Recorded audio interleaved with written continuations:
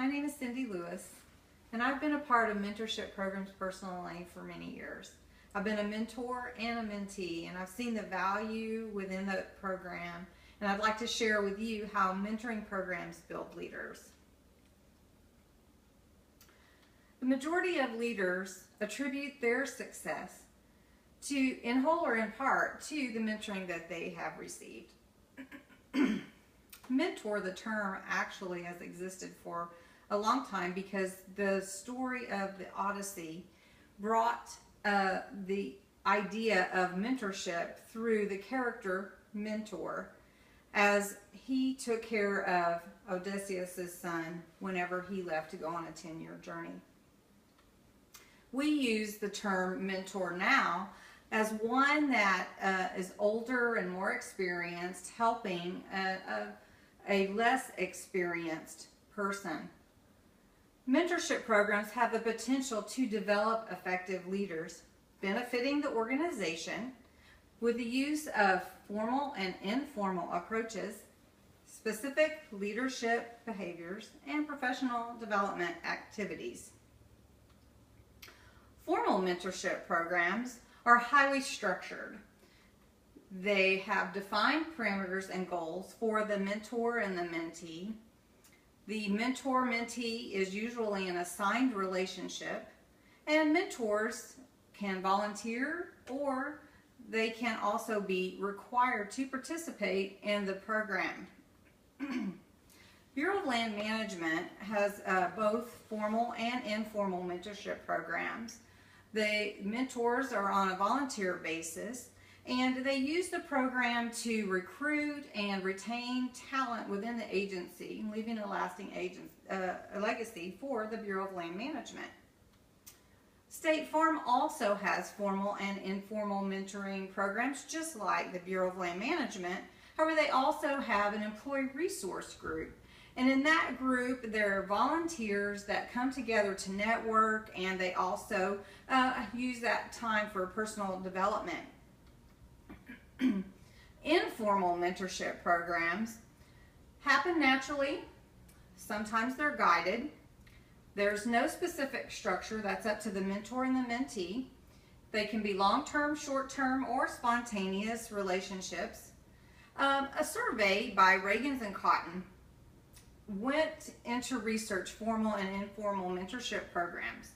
They surveyed 3 groups, one male-dominated, one female-dominated, and one that was an integrated group of both male and female.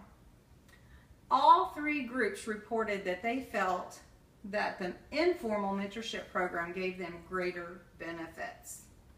They attribute this attraction to finding like-minded people with the same type of career goals, and that's why they perceive the informal program to be so successful. An effective mentor will exhibit positive behaviors that would also be an effective leader, such as they act with integrity, they listen, they find ways to improve effectiveness, and they inspire others. The relationship between the mentor and the mentee requires a commitment, and in doing so, that can be the success of the program or result in a failure. Leader behaviors that bring success in mentoring programs are such as modeling. The mentor would lead by example, showing their own values and their own morals and how they would ethically work in their environment. Also, inspiration. Mentors will inspire the mentee to go beyond what they have. They use it like a mirror. The mentor's like a mirror, and they can help the mentee see the successes that they can have if they stretch beyond what they're doing now. Another way that a leader or mentee can help a mentor can help the mentee is to challenge them to stretch, to see the big picture, to take risks and go beyond what their comfort level is.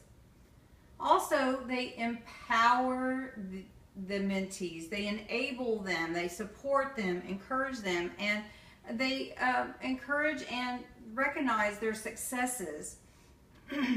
They also attribute to genuine caring. They show the mentee that they can trust them, that they care and support them, and that builds a bond that the mentee and the mentor can have for lifelong, not just maybe 12 months in a program. The mentor and the mentees must be committed to the mentor program and the time required in order for the program to have the most benefits. Sonia Aline did a survey to see how mentoring programs paid off, and 59% of those who received personal development support were now developing others, as well as 73% of women who were developing other female talent. Mentoring programs can have a difficult time being measured because they're intangible, but they should be measured at some point annually to see if there's success or failure through surveys or retention rates and such. Organizations benefit from mentorship programs through increased retention rates. The knowledge base of their employees grows, advancement from their own staff within the organization, and as well as the mentor can give meaningful feedback to higher level management to help with the career opportunities of the mentees. Another survey said that 80% of organizations felt mentoring programs had a moderate to a highly effective rate, as well as high performance organizations up to 90%. Mentorship programs help develop leaders, benefiting the organization with the use of formal and informal approaches, specific leadership behaviors, and professional development activities. At the beginning of my speech, I shared a quote with you about that the majority of leaders felt that in whole or in part, mentoring that they had received helped them to be successful. I encourage you to explore mentorship programs, to seek out a mentor or even become a mentee yourself. You may be mentoring someone and you don't even realize it.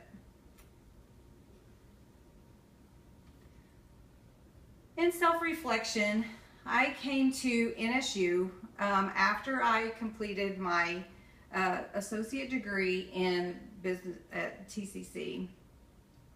And I did that as a result of a job that I took, and I was required to finish my degree. After I finished my associates, I wanted to do more because I'd always wanted my degree ever since I had graduated from high school. It had always been a desire and a dream of mine. And then I found out there was a Reach Higher program at NSU.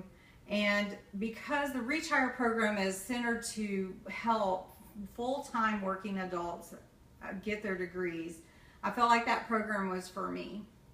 The program has been a blessing to me, and I would not have been able to get my degree if I had not been able to work full-time as well as go to school. It's taken a lot of dedication and tenacity and stick-to-itiveness because I've really had to work hard, and I've had to put aside a lot of things in my life. But these last 3 years that I've been in school, I'm so thankful for that. I'm going to be able to walk this May and get my degree, and that has been a lifelong dream of mine. Thank you.